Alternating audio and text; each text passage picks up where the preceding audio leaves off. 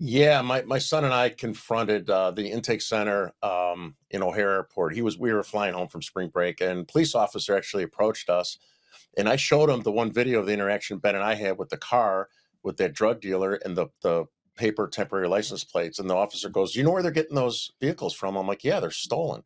He goes, "No, the city of Chicago is giving them after the 28-day impound. I guess the rules are after they impound the vehicle, you don't pick it up in 28 days.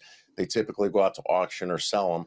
He said they're giving them to these Venezuelans. So I did a FOIA request. I'm still waiting. They got a couple extensions to try to validate what this police officer told me. And sure enough, they came back for another extension. They're trying to communicate with some other individuals within the city of Chicago if they could release that information. So they didn't come back and say, "This is denied. This is not true. We don't have this information."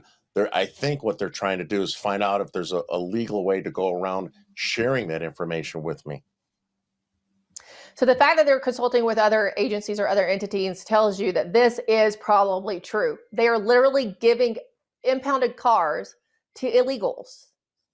Yeah, and as we, and you covered this as well, right? As we got a lot of these Yeah. FOIA requests from different shelters, the two things that stood out the most is that they're driving without licenses and they beat up their women. I mean, there's tons of violent criminal crimes and Wow. stuff that they're doing, tons of violent crimes. But the most that occur are beating up their wives and driving without a license. So we always wonder, is like, well, how are they getting these cars? Before I heard this from the police officer, I'm like, how do they buy cars? And they're supposed to have insurance.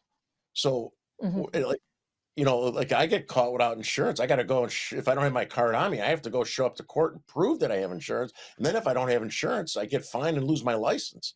So I don't know what checks and balances these nutty libtards have in place in the city of Chicago that are letting these people drive without insurance and licenses that could kill somebody on the street of Chicago. And there's no way to help cover the, whatever damage they create for driving illegally as illegal citizens in our country.